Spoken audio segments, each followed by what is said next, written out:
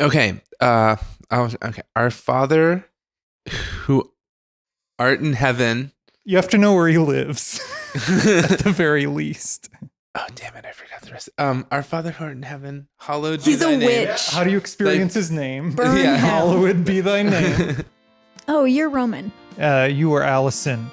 And this, despite being in a foreign land, is seedy business. It's seedy business. It's seedy business. All right, I guess I should introduce where we are. We are recording from Asheville, North Carolina today, the dirty hippie capital of our great nation. We're recording At least of the Southeast, I guess. of the Southeast. I don't know where else. I mean, Portland, I guess, is in direct competition. I don't know what other dirty hippie hubs, epicenters you think this nation offers us. Asheville's definitely up there. It's up there. We're at the home of Justin. We're up here in North Carolina. Allison has done a wilderness first responder training, and now we are visiting an old college friend whose property has a beautiful garden and many lush fruit trees and is a veritable Garden of Eden. Yeah, it's very nice. It's not really my property. It actually belongs to my mother, but I do love it here. Justin, do you have favorite vegetable crops you like to grow? You know, it's been really a while since I had a proper vegetable garden, but You did have a rogue vegetable garden at one point. I did. And I was trying to remember what I planted there. I think it was a lot of pepper plants. Yeah, so while we were in college, you were the resident advisor for Yeah.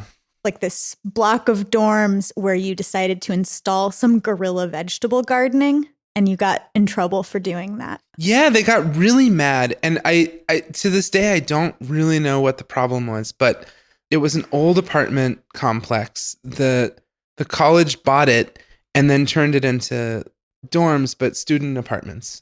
And on the back side, there was sort of this big open dirt patch. I mean, it was just a dirt patch. There wasn't anything there. And I thought, okay, I think I was actually the second apartment manager. And I thought, oh, this is a nice spot. It's not landscaped. There's nothing here.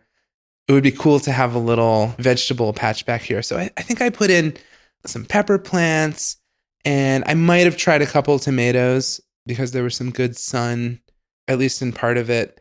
And I don't know, maybe one or two other things. I can't remember all the details. I mean, like, urban gardening is so hip. I cannot understand why would have had. Don't say where I went to college. I'll bleep it out. Would have had a problem with this. Right. Yeah. I mean, you would expect a liberal arts college that is kind of, that's a little bit counterculture and has a little bit of a hippie vibe Wow. to it. We can really narrow it down. Oh, now. no. There are a bunch of colleges that fit that category, right? Yeah, for sure. I mean, even where I am in Pennsylvania, there are a ton of colleges that would have that kind of thing. But no, once they found out that there were vegetables back there, they were really upset, and they destroyed it by pouring a bunch of pebbles over the whole thing. Yeah, and They creating actively destroyed it. Yeah, they actively really destroyed it. Yeah. Wow. And did they come to you and say, do you know who did this? Because we want to scold them? Or did they find out that you had Did they done it? strap you down and make you watch them pouring rocks all over it? And, like, No, Clockwork Orange your eyes open while they were pouring the rocks down. I forget exactly how the garden. So I did two things. I did this vegetable. I wouldn't even call it a garden. It was just a little was a nice patch of land. Yeah. And then it was also the kind of this gray color everywhere, and I painted a couple stairwells bright colors. And so it I looks think great. Yeah. It That's what really, gave really me away. needed some sprucing up, frankly. Yeah, it was very dull, and I thought kind of depressing for college students. So I thought, maybe like a little bit of bright color, not visible from the street, by the way. And a little vegetable patch in the back would give it more of a community feel. But yeah, I definitely got called in. Did they repaint it a shitty color in order to punish you also? Yes. Yes. That was very prompt. And I think maybe it was actually in that process that they discovered the illicit gardening. Okay. Did they think you were growing marijuana? That's what's been unsaid thus far. Did they think any undergrad who was growing a secret garden was growing pot? That is an interesting... I don't know. I mean, I definitely was not growing pot. Other people were. I mean, there were people who had grow-ups going on in the dorms. Right. Free electricity, first of all. Why wouldn't you set up a grow-up in your dorm closet? Yeah, I mean, frankly, it just never crossed my mind that there was something illicit about that. And, you know, I paid for the seeds myself. Maybe I actually bought a tomato plant and then I bought some seeds. Sure. And, you know, I mean, it was just, I just went to the hardware store and spent 10 or 15 bucks and thought it would be a cute little project. Do you feel like this experience broke your spirits forever? Have you gardened since? Yeah, I have gardens. No, Okay. it didn't. I didn't lose interest entirely in plants or something like that. But it did make me think that even an organization that's kind of cool, you know, sort of a hip organization, can still have a pretty conservative feel to it, even if what you're doing is not really challenging anything in particular. Yeah, I mean, you weren't even taking an ideological position that a university could oppose. It was merely a patch of dirt. Right. I mean, I guess maybe thinking that you could use plants for food is somewhat I'm trying to think ideological. about what kind of threat they might have been foreseeing. Were they concerned that fewer kids would buy meal plans because you were offering them peppers? I mean, this seems like a property value concern. But the thing is, a few little plants in an unused strip of land are so easy to pull out. It's not like it actually would ever affect their property values. It's just one of those things where, like, it's institutional, and so they want it to be boring and not personalized in any way, which is sort of a shame because, you know, some of the dorms have quite a lot of character. Yeah. And I don't know why they're opposed to recently constructed buildings also having some character, but apparently they are. To me, it's certainly an aggressive act that instead of just saying, don't do that and letting it go to seed, they actually, you know, paved paradise and put up a parking lot, etc. I mean, I probably made it worse because I tried to, you know, persuade them that it was a good idea. Mm-hmm. And so I think my direct boss was kind of like, I don't really want to have this argument with a 20-year-old. And so, you know, so I think that probably played into it. Sure. Well, sure. I mean, I'm wondering, since then, what have you grown? When have you had a chance to have a garden? And when you can garden, what are your go-to crops? Well, so I have a little garden right now, but in this case, I really have not planted many new plants because the previous family who lived in our house, they were into gardening. And so they planted actually a really cute kind of flower garden that's relatively easy to take care of. You also, I'll bleep this, of course, live in a row home and so the space constraints. Right. Yeah. There's not, and it doesn't have a backyard or anything. So it's really just a small plot in the front. But so I planted a burning bush last summer and to make a kind of hedge, and that's been fun. And I've planted an azalea, but that's it because there was already quite a bit of stuff in the little yard. I remember when we visited you almost 2 years ago now, your whole little neighborhood, like everyone on your block was having a yard cleanup day where they were sort of communally, the whole neighborhood was like raking their front yards and like putting their gardens down for the fall or whatever. That was kind of cool. It seemed like a really chill neighborhood activity. And then you contributed by doing a bunch of raking and then got heat stroke later that day. Is that my memory? Yeah, that sounds about right.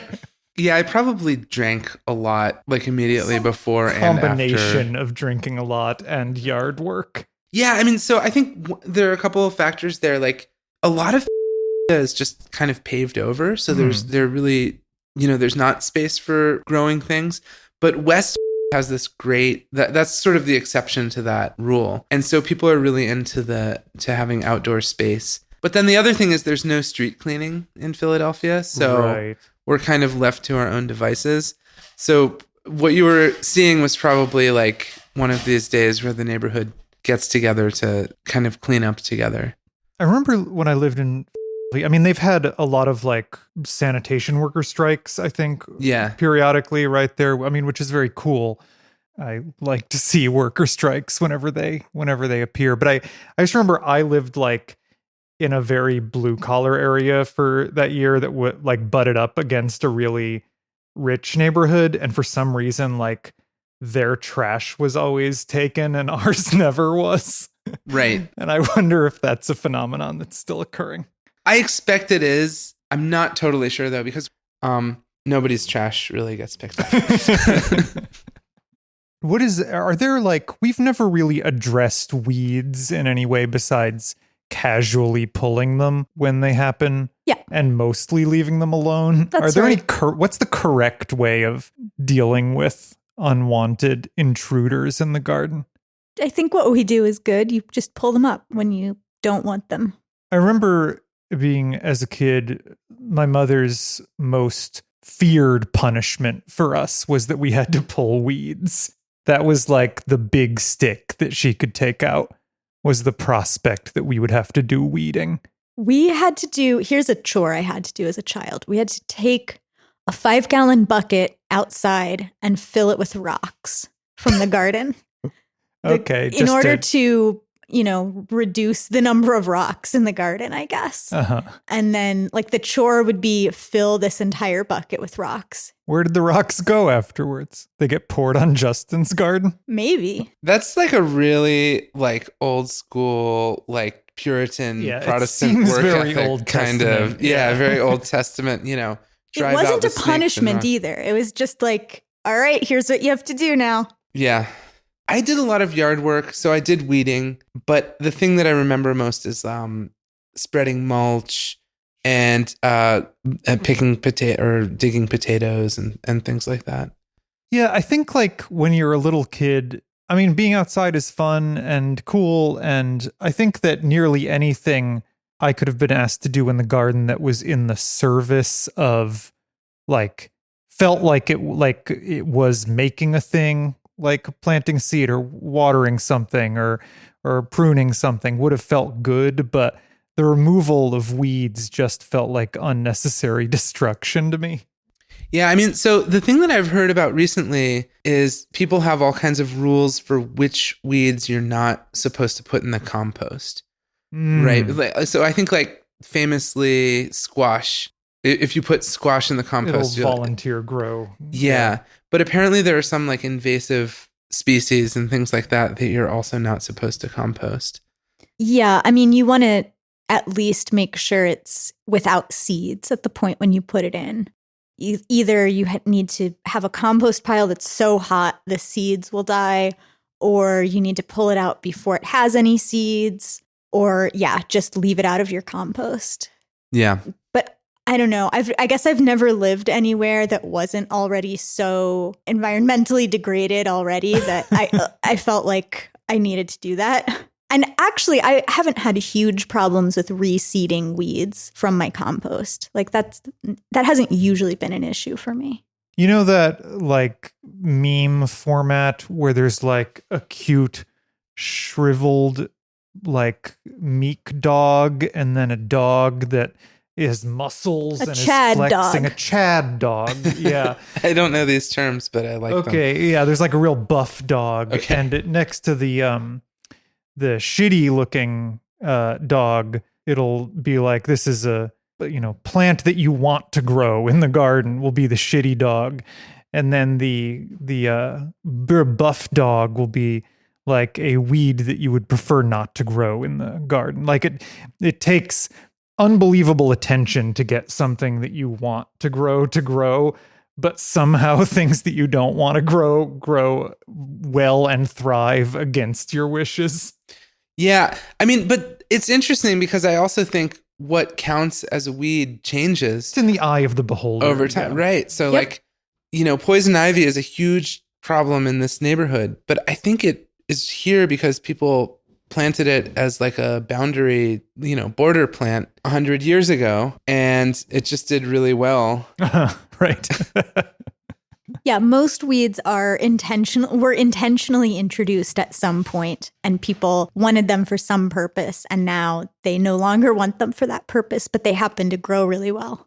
Or even when I was a kid, like, the wild strawberries that grow around here were considered like, you got to get that out of your lawn because it's not beautiful grass. And they were a pest. And now I think, they're considered like a charming Western North Carolina mountain kind of thing to have around. That when we lived in North Carolina, we rented, and, part of the rental agreement was we had to like mow the lawn and shit, which, I did as little as possible, but I did it. But the sort of benign neglect that we imposed on the lawn as best we could, it ended up getting seeded with wild strawberries somehow. And that seemed way better than lawn. I mean, what a cute ground cover. Yeah. And actually, they're perfectly good to eat, too. I mean, they don't taste like much, but there's nothing wrong with them. I've never actually tried. I don't know why we didn't, but... It's like I've tried them. They don't taste like anything, as Justin is saying. Yeah, I mean, if you got a whole lot of them and added sugar, they might be good. I don't know. What's your favorite mussel? This is a question. You know what? Fuck it. This question is getting put into our... You're gonna sigh deeply, I can tell. But I think this is a question that WrestleSplania asks every guest, and we have a list of relevant questions. Okay, should we just get a list of questions that other podcasts ask people, and we can ask people like, tell me about your experience with fast food? No, I think we should go with our list of questions. What's your past experience with Taco Bell? Tell me about that. But I would like to include, I think, all right, each time we have a guest, I think we should have our standard list of questions, and I think we should each get one ad hoc question. But I would like to ask you, what is your favorite muscle on your body? I mean, I'm pretty partial to my heart. Well, all right. I guess that. Wow, what a Chad answer. Yeah. All right. Well, thanks for being on the podcast. It was great to have you. Thank you for having me. Friend of the pod, Justin.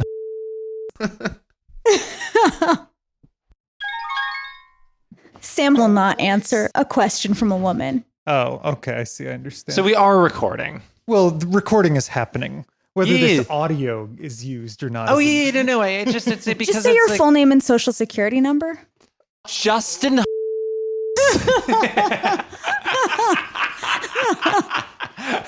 I promise to bleep out any identifying information. We've scored an exclusive interview with an additional, which is exciting. This is Sam. Do you think that you will exceed the performance of your older brother, Justin? I can't imagine that I won't. Yeah. It won't be hard. Justin has walked out of the room now. So Justin actually raised a very interesting point here, which is says, like, well, what do I have to say about plants? And in point of fact, as a ballet dancer, sort of starting in Russia in like the early 20th century, there's this whole theory about the poses being of essentially a plant-like nature. Uh-huh. And in fact... like reaching up to the sun sort of stuff? Like having this sense of an oppositional energy and like a rootingness and like a sort of flowering. And so when you visually see someone making like a pose with their leg extended to the front, they'll be standing on 2 feet with their arms, I don't know, out to the side maybe.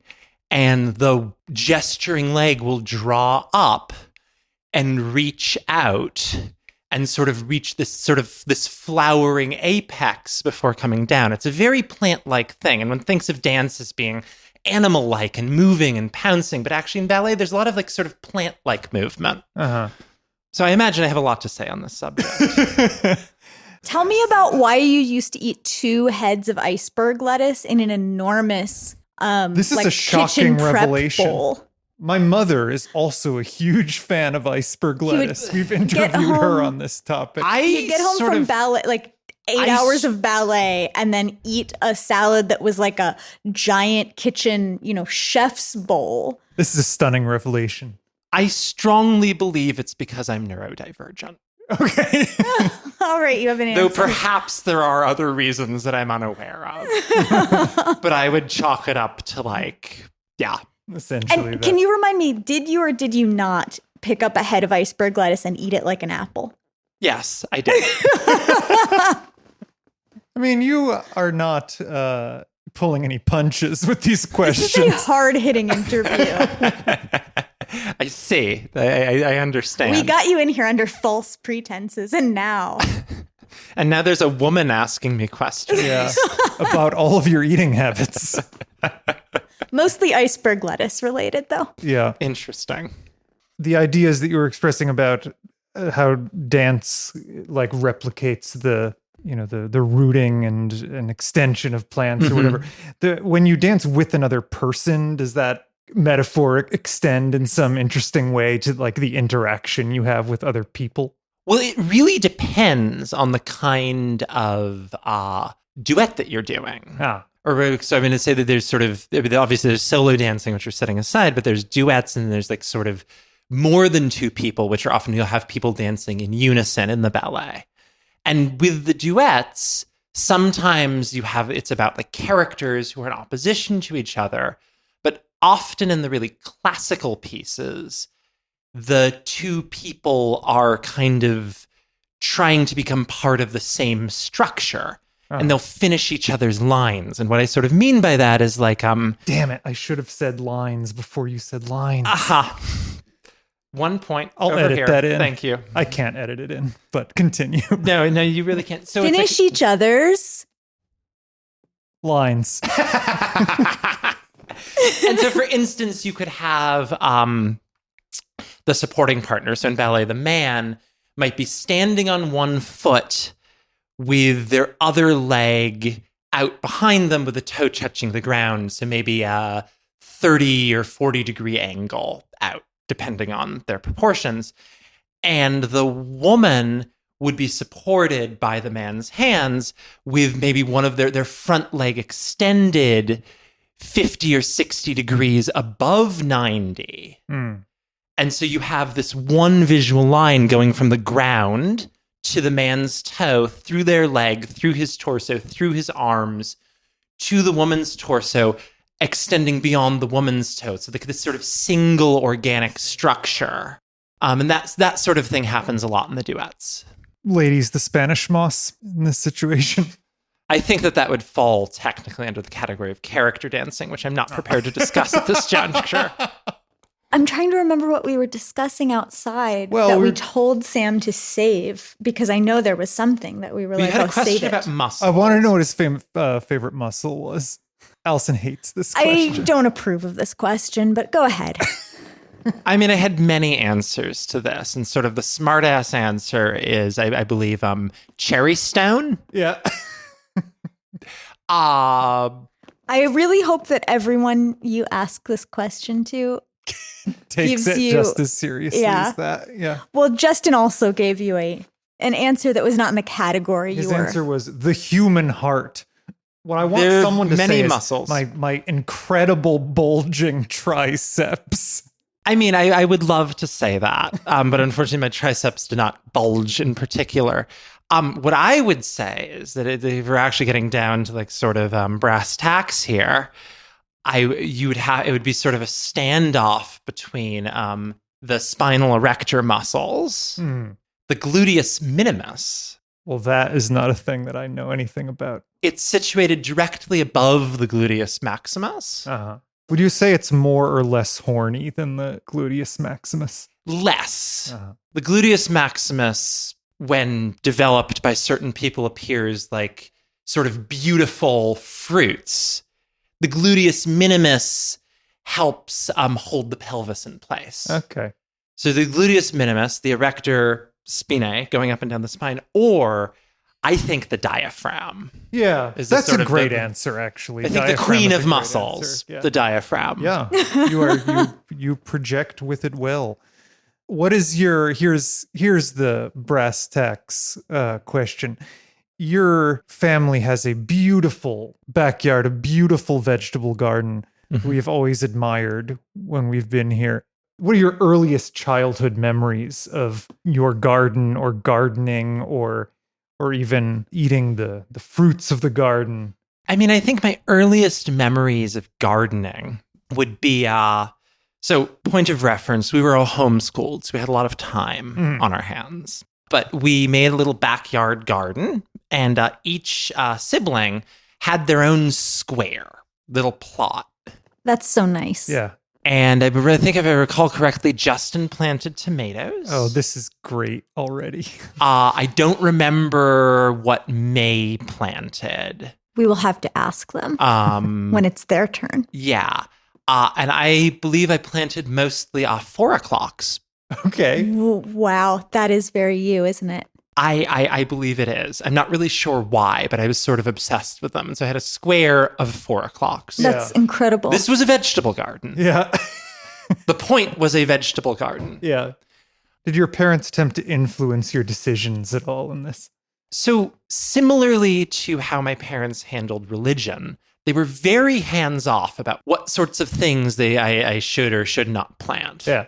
It was very like, I can do what I want, my own deal, figure it out. Yeah. I also, if I recall correctly, we were all really interested in morning glories, but sort of related to the homeschooling, I think for the longest time, I never woke up early enough to see them flower. Now, of course, my life is much different and I have seen a flowering morning glory. But at that point, it sort of was this thing that happened before I was conscious. This podcast is a ringing endorsement of homeschooling, I think. Yeah, I think so. Yeah. Well, this family is. It's sure. true, yeah.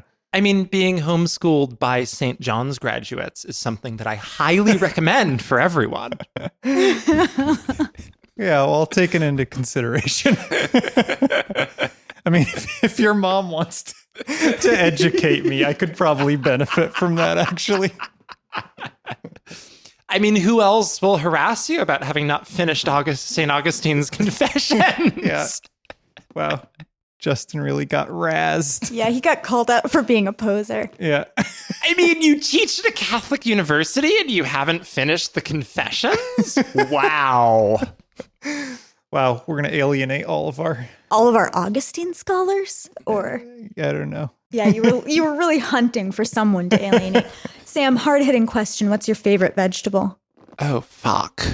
My favorite vegetable. It's an impossible question, but it's been asked. I will endeavor to answer.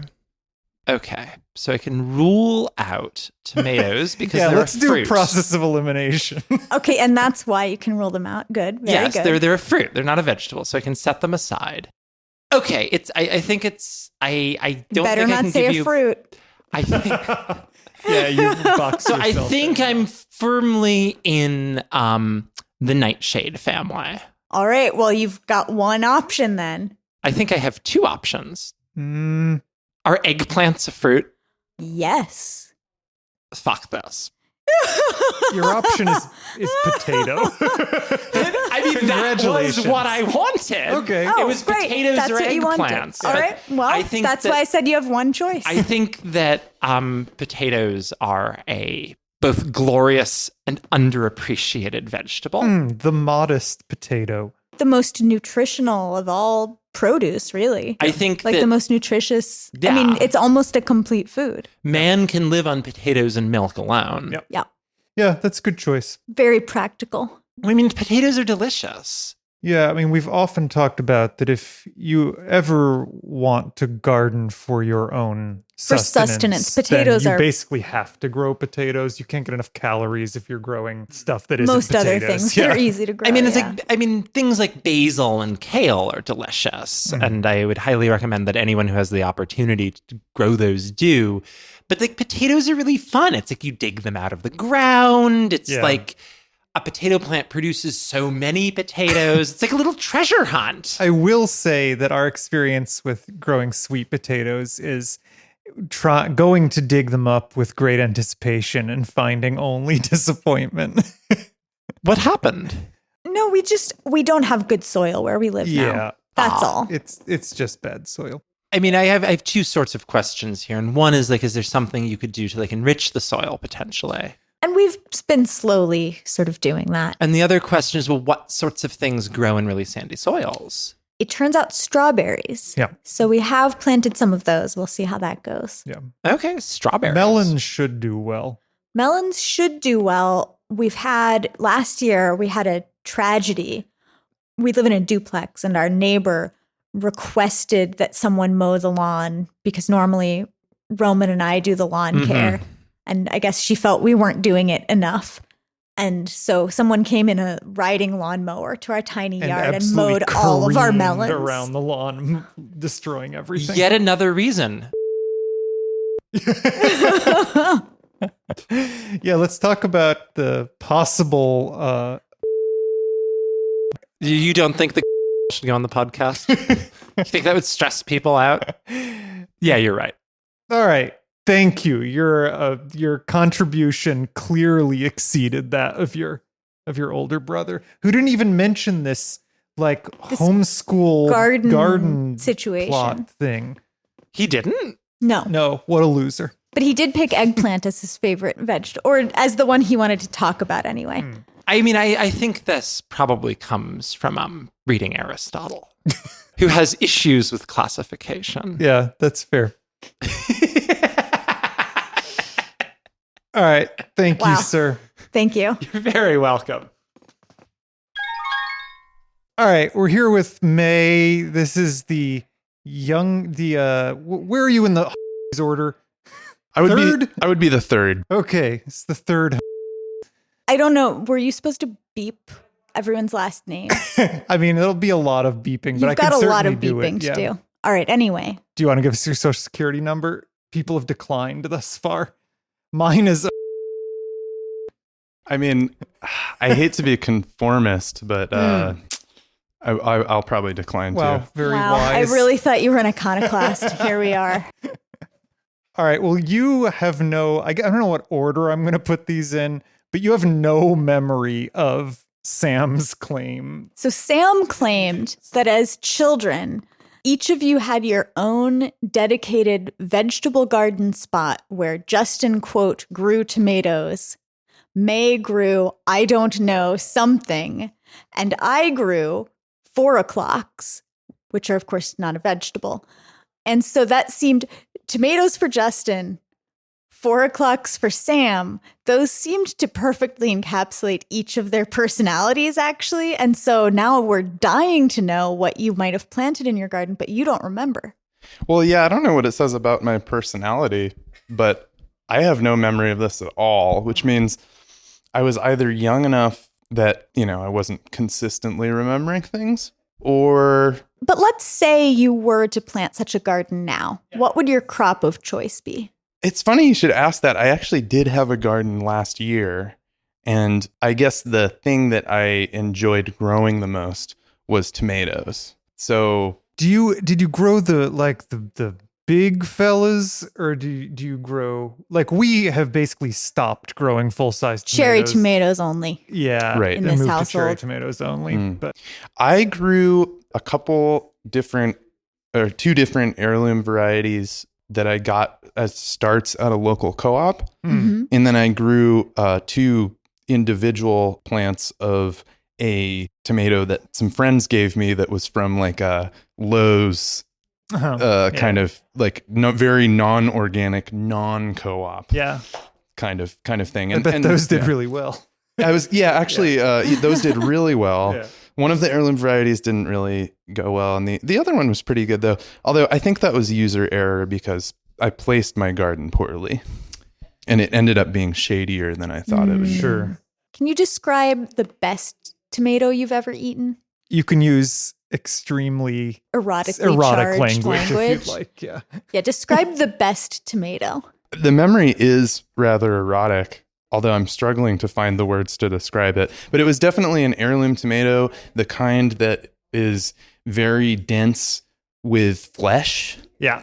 And doesn't have a lot of the liquid. Yeah, aspect. You want the right flesh to gel ratio. We talk about this a lot.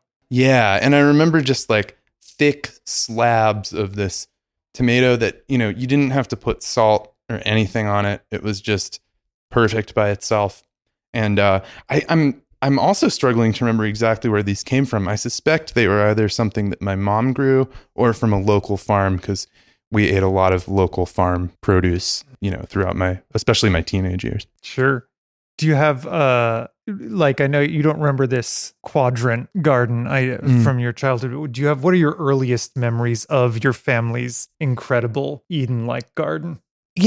For me, and maybe this is my station as the third really showing itself, but for me, I almost feel like I don't remember there not being just plants all around all the time. And sure. I also spent a lot of my early life outdoors. So, I think just our whole yard area at our family home was always a little bit wild. Mm-hmm. And so for me, I think it was probably just having this feeling of like, here's something that's clearly not planted that is just part of nature. And then being aware that like my mom was working on this other part that was flowers or vegetables or whatever. Although I think I do have an early memory of there being some melons that were being grown. And I thought that was really exciting because I think in my mind as a child, there's sort of no cap on the size that they can get to. And so, to me, I was like, oh, I can't wait to see how big, these things, or maybe it was a pumpkin or something, or it was one of those viney plants. And I was really excited to see how big they were. James the Giant Peach made me believe that everything could grow to unbelievable size. My friends and I have talked about this in the podcast before, but we got like the seeds for the giant pumpkins as kids and tried to grow those. We just got like medium, giant, really deformed pumpkins out of that whole ordeal. But yeah, I mean, melons are exciting. I agree. And it seems like impossible that you could grow something that big. Well, we were reading a catalog, I don't know, a while back, a few months ago maybe, that was advertising, were they 50 to 80 pound watermelons? Yeah. Wow. That could come from these seeds. They're not going to be as good as regular size watermelons, but they will be awe-inspiring. Yeah, they'll just be the but the taste, its presence alone. Yeah.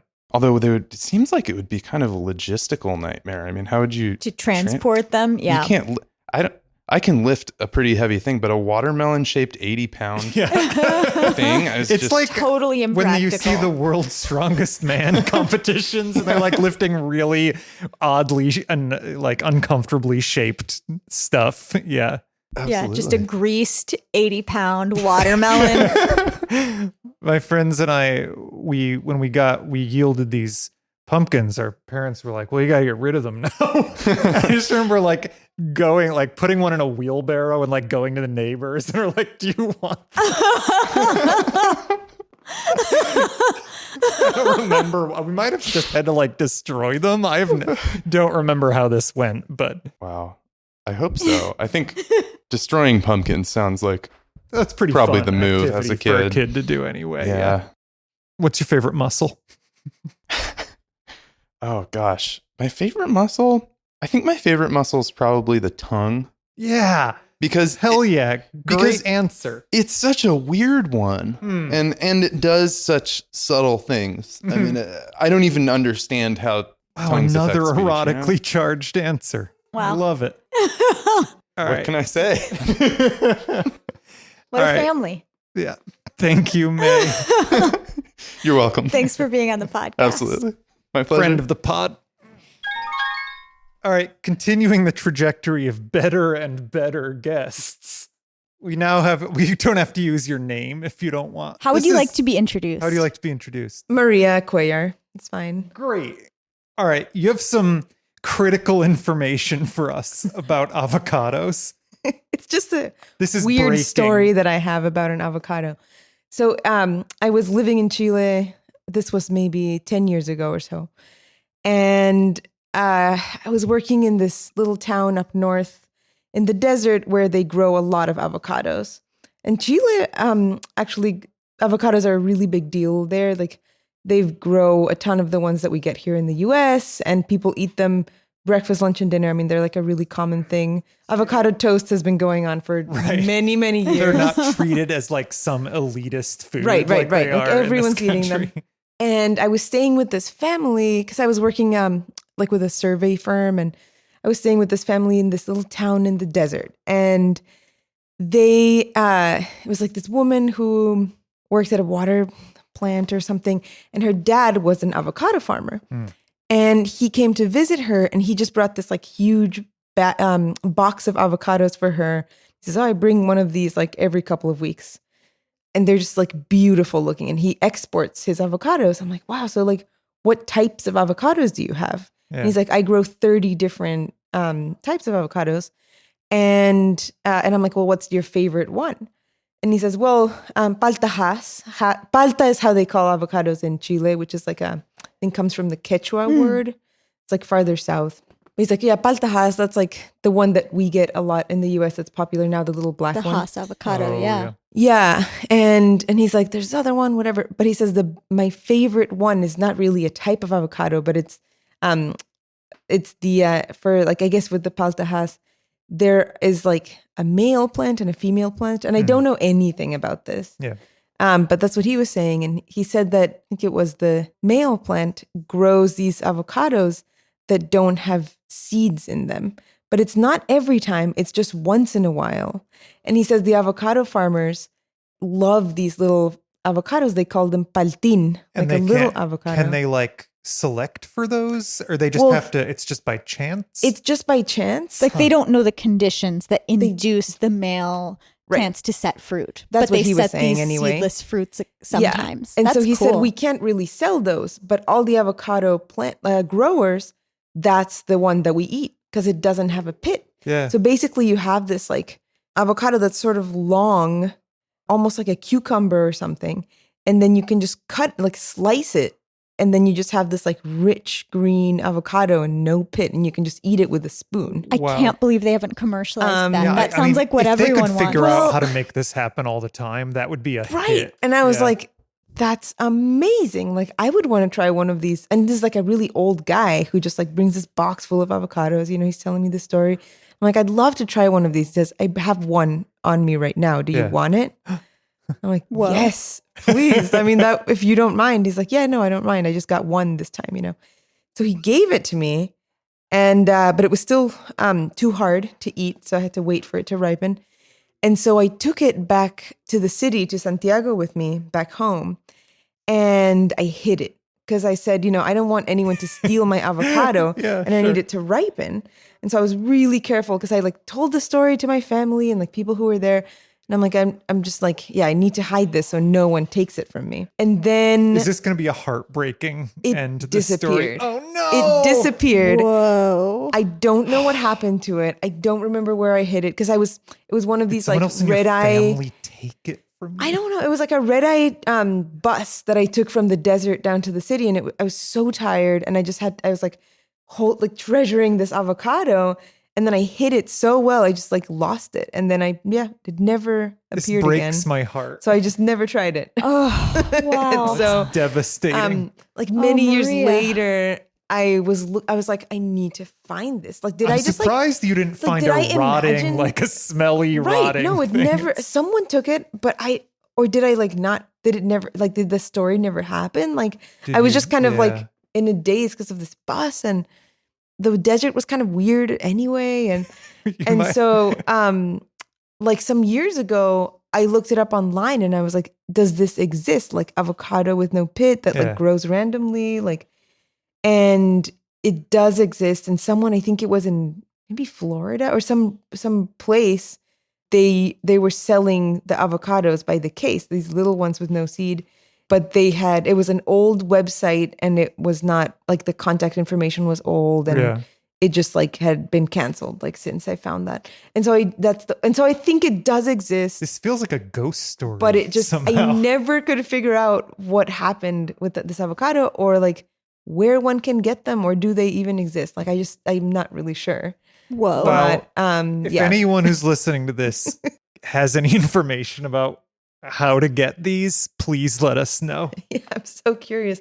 It sounds so delicious, right? I mean, it's not that different. Like, the pit, whatever, you just take it out. But it just sounds like such a treat to just like cut these little, rings, these like, or like these slices of like these medallions of avocado and just like putting them on toast or something. I don't know. I just imagine it being so great. And he said it was just like the best one. He's like, that's the one that we take, you know? Yeah. So yeah, that's my story. Wow. Well, we'll get to the bottom of this story.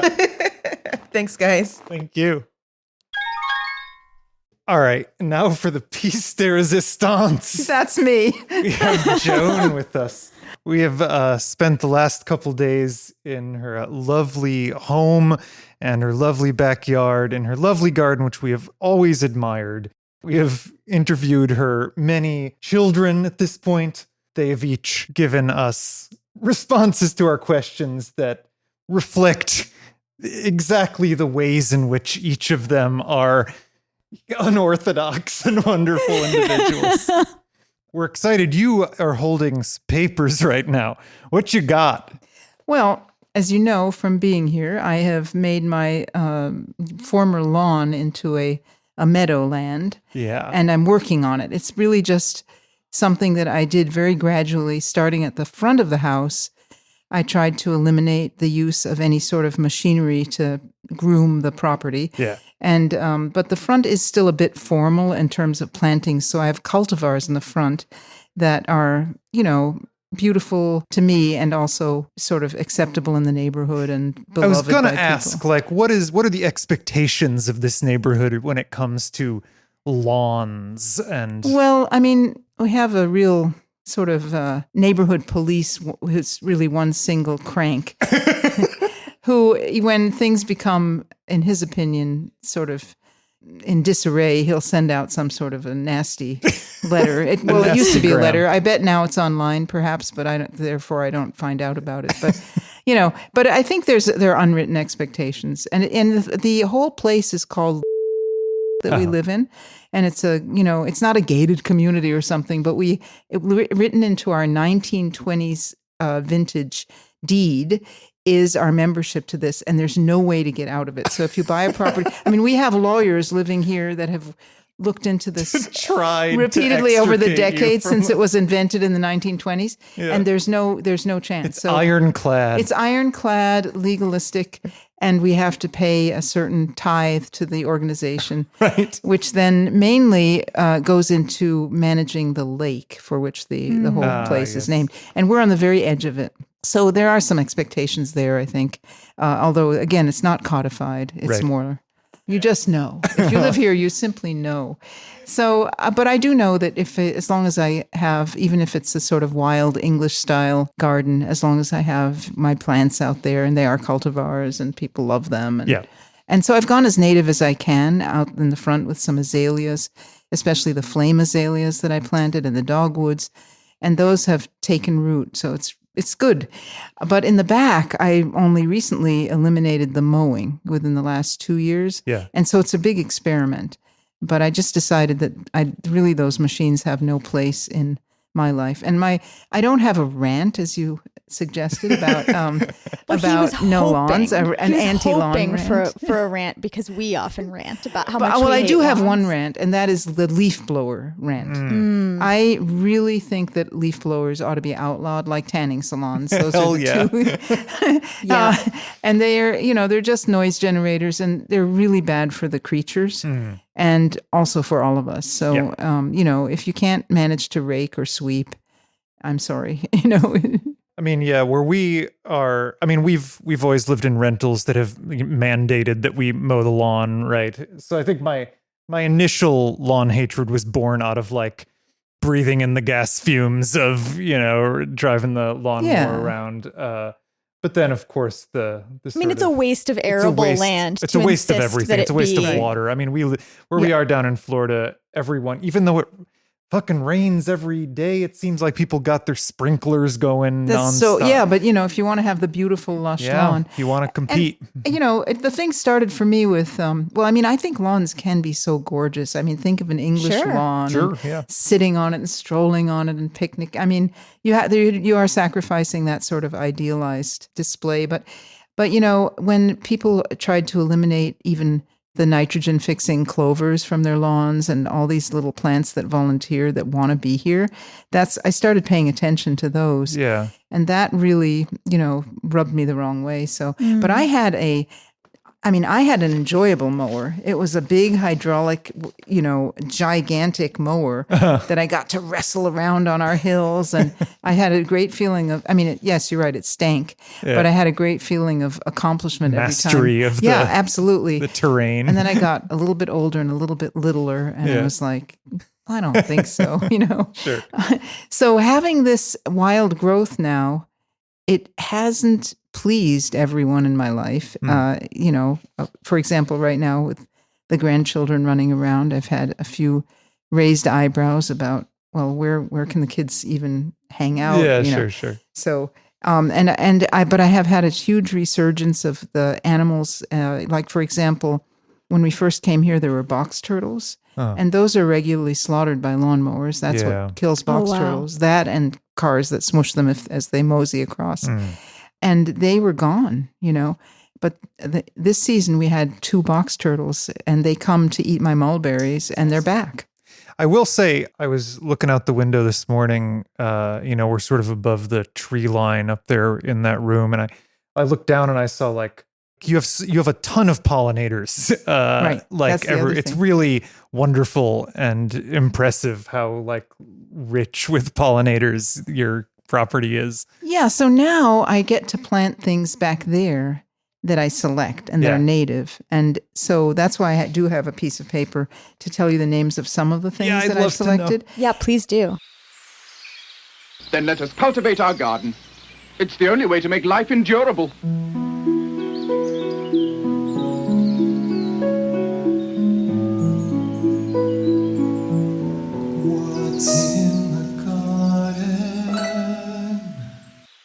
And I'm no expert on these. I use a place actually called Red Root Nursery that's local. And they do most of the seed preparation. Sometimes I replant things from seeds, so I know that this is all about seeds. Yeah. We'll link to them in the description, in the show notes. Very good. Yeah. That's really cool. The woman who runs it also just started with an experimental feeling about growing natives, and now she's very, very knowledgeable. So here are some of the things that I selected. Galax is one that grows here in these mountains, and I so far haven't been successful in growing it, but I have a hill where I think, you could start looking at the little micro environments for, what might work in various places. American coral bell. I just love the names. Dutchman's pipe. Dutchman's pipe. What is that? It's a pipe you'll have to look it up. Yeah, I have the shaggy blazing star and the scaly blazing star. Dog hobble. Whoa. Yeah, these are incredibly these evocative are great, names. Right? Yeah. And so I have to be, if I'm honest, I do sometimes just go by the name and say, hey, I really want to grow that one. Oh my God. Dutchman's pipe is incredible. It's amazing, yeah. And what these mostly have in common that I'm telling you here are that they're shade loving. And so the other advantage to this place is that I have big trees that provide that shade. So the woman who runs the Red Root Nursery is like when we first met, she was asking, where are you going to plant these? I mean, you can't put them just out in the garden. And I said, well, I have a lot of shady spots. I don't know what to do. And she said, shade, you're so fortunate to have shade on your property. So apparently, I'm lucking out with these. I don't know. And Turk's cap lilies have taken off here. So that's one plant that likes me. And I'm not a big green thumb, and even though I've been gardening here for years, I'm not really that great. Oh, you experiment till you... Yeah. I go by, if the plant says I like it, then okay, we'll keep you, So I don't know. I mean, I have the nodding mandarin. They're beautiful names. Poppy, I've never been very successful until lately. I've grown some celandine poppies. Yeah, I've always found poppies to be really hard to grow. They're very difficult to grow, but there was a property down the road where they since have moved, but when these certain people were there, they could always grow poppies, and I regret that I didn't ask. It's really important to get the lore of these plants. That's a good way. And then also to be in one place for a long time. Right. Being here for 30 years, I have a second sense, like I know when the sun hits a certain part and when it doesn't. Yeah. I mean, we fantasize a lot about, well, once we have a place we know we're going to be for a really long time, that like changes the calculus You'll entirely. do the thing that seeds do. You'll put down roots. Yeah, exactly. Yeah. I don't know if I have any other. Well, don't forget about Nanny Berry. Those are all so fun. Do you have, besides the nursery that you're talking about, I'm curious, we didn't ask any of your kids this, but do you have like a seed catalog do you have a favorite seed catalog or one that you've ordered from in the past? I mean, I get a lot of seed catalogs and I look at all of them like Shepherd's. I look at the Brex.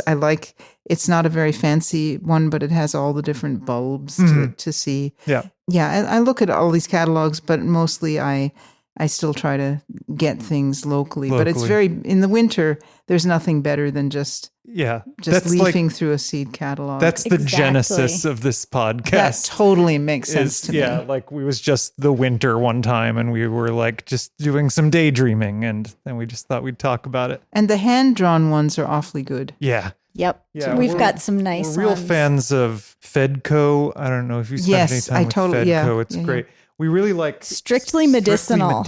I don't know if You've got to get that one. Oh, you know what? We should send you a copy of Strictly Medicinal. I feel like you'd love that one. See, where I work, there's a botanist, and he's kind of a wild card person who plays rock and roll band, but he had a farm for a long time, and now he teaches full time at my community college, and there he runs a plant sale every spring. So we have a greenhouse, and he does everything from seed, and he uses Fedco catalog, and that's where he gets a lot of the things. Yeah, and they're amazing. Yeah, and he has a particular potting mix that he makes himself, and then deploys student workers in the greenhouse. Cool. Yeah, it's really nice to be able to do that. All right, on. Yeah. All right. Well, thank you so much. Before you go, we'll ask you the question we asked your children also. Oh, wow. Which is, what is your favorite muscle on your body? My favorite muscle. You shouldn't have specified on your It doesn't have to be on What's your your body. It could favorite just be muscle? Well, even my conceptually. best muscle is my biceps. Yeah. Hell yeah. Hell yeah. Yeah. Your kids all had weird answers, but that's a powerful answer. Yeah, you're ripped, to be clear. That's the to one people who can't but see you. my Justin secret said his heart.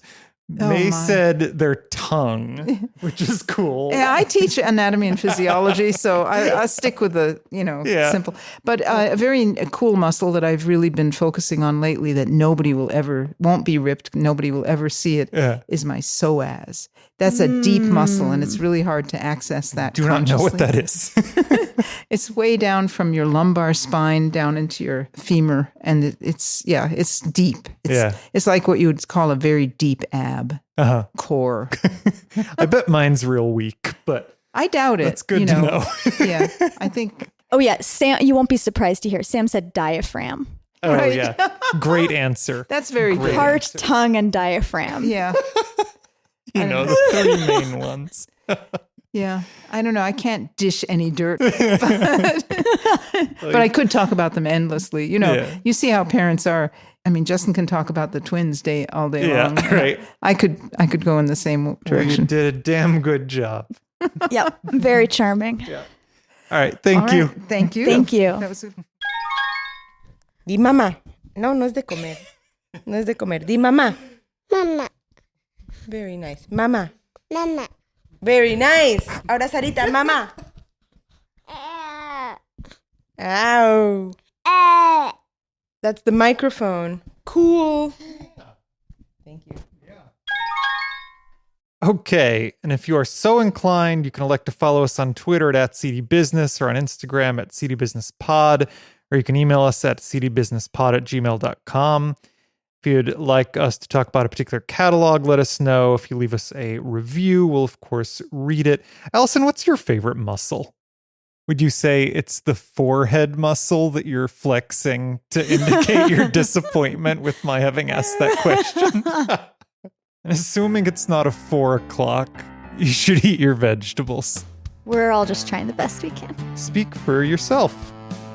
It's city business. It's city business. Boring talk about seeds, seedy talk between boys. Mind-numbing chatter about ovules and spores. We'll dig a ditch and mold and split the difference. Seedy business.